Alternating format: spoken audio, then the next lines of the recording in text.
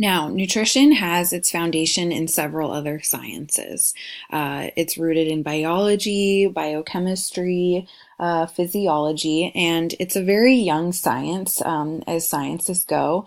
But as you can see from the scope of this course and the size of your textbook, a lot has happened in the short lifespan of nutritional sciences. And right now is a really interesting time to study nutrition because it's enjoying tremendous growth from the knowledge that has been gained from sequencing the human genome. So there's a whole new world of study that was born out of this called nutritional genomics, and this studies the science of the ways that nutrients affect the activities of our genes and how genes affect the interactions between diet and disease. And we're going to learn about this more in Chapter 6 when we talk about how nutritional genomics shapes the science of nutrition and how nutrient and gene interactions affect our health.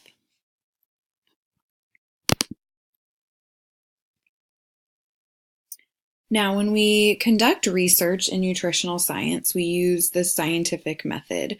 And this is to ensure that the research process is systematic so that our research is valid. Now, research studies involve controls.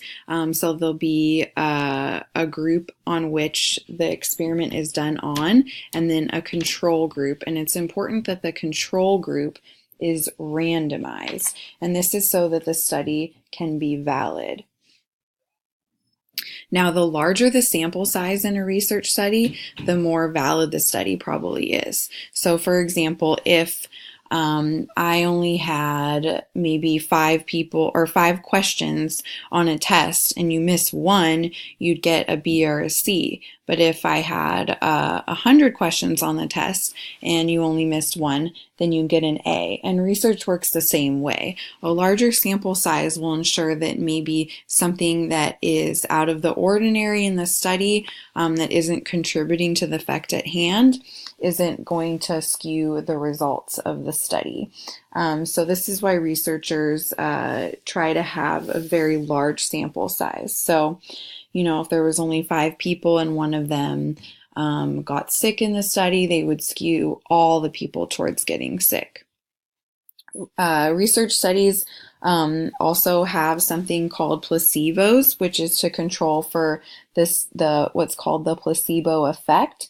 And this is when basically people thinking that something will improve them or help them to recover basically causes that effect to happen. So research studies always involve a placebo. So this might be a pill of a similar appearance and taste to the one that contains the active ingredient in the study.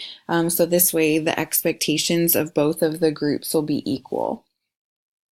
And lastly, double-blind experiments are experiments in which the subjects and the researchers don't know in which group they are in. So this is called a double-blind experiment, and this is so the researchers don't record and interpret the data that they collect with a bias because they're believing that their intervention might have a successful outcome. So, you know, in the case of giving a pill that's maybe supposed to treat diabetes, the people getting the pill and the researchers giving the pill won't know whether that pill is a placebo pill or the actual pill with the active ingredient. And this again is called a double-blind experiment.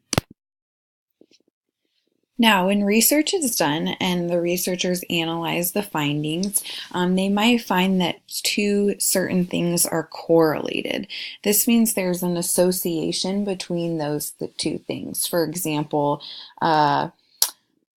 more vitamin C might cause fewer colds. So there's 2 types of correlation. So there's a positive correlation and a negative correlation, or there might be no correlation in a study. So when we say a positive correlation, I don't necessarily mean positive in the sense that it's a good thing. It might not necessarily be the desired outcome, but I just mean that 2 things are correlated in the sense that more of one causes more of the other.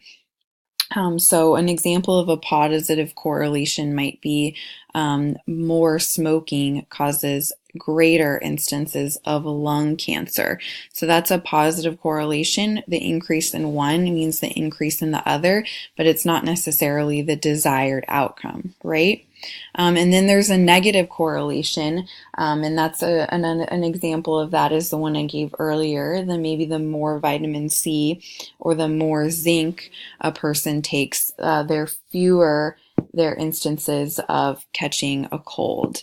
And if there's no correlation, that means there's no association between the two variables. So again, a correlation is only an association. When they say correlation is not causation, they mean that correlations don't show that one thing causes another, just that they're associated. They have to do more robust research in order to find causation, in order to find evidence or an explanation of the mechanism of how two variables might affect each other. Now, when researchers interpret their findings, they need to be cautious with their interpretations and conclusions. One study showing something, maybe one study showing that a certain lifestyle affects obesity doesn't mean that that's firm proof. There has to be an accumulation of evidence. And researchers should always be asking themselves, what might have caused this effect to occur that I'm not accounting for? So they need to be cautious with their interpretations and their conclusions. And that's why there's statements like a diet high in fruits and vegetables may protect against some cancers because they're being cautious in their interpretation. And the last thing I'm going to say about publishing research is that in order for research to be published, it must go under peer review, which means other reviewers, other scientists rigorously evaluate the study. And because of this peer review process, it means the research has what's called validity. The study is valid. So the findings are only preliminary once they go through peer review and then are published, and they need to be replicated to make sure that they have validity. And this is all part of the research process. And this is why a lot of nutrition information that we might find on the internet isn't necessarily always valid, because it hasn't gone through this rigorous peer review process or been replicated. Now, what do we do with all the research that we have on nutrition? Research is used to inform many things, many recommendations, and one of these is the dietary reference intakes. This is a collaborative effort between the US and Canada. And these are recommendations for healthy people for different energy, nutrients, other dietary components, and physical activity. And again, this is for healthy people, so these recommendations may be different for specific groups. For example, somebody might need more protein than another person because of a certain health condition, etc. So two types of the dietary reference intakes are the EAR and the RDA. So in the next couple of slides, we're going to go through a little bit of alphabet soup. But the estimated average requirements are the EAR. And this means that half of the population will have their nutritional needs sufficiently met by this amount. The RDA is the recommended dietary allowances. And this is usually higher than the AAR, and this is because these recommendations will meet the needs of most healthy people. It's set near the top end of the range of the EAR to make sure that the majority of people will have their needs met. So if you're looking at the RDA and the EAR, that's what those stand for.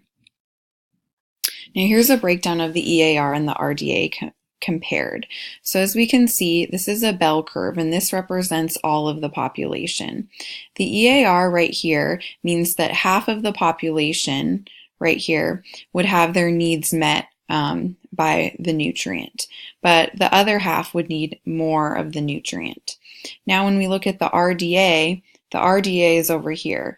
So the majority of the population, all of this over here, is going to have their needs met by the RDA.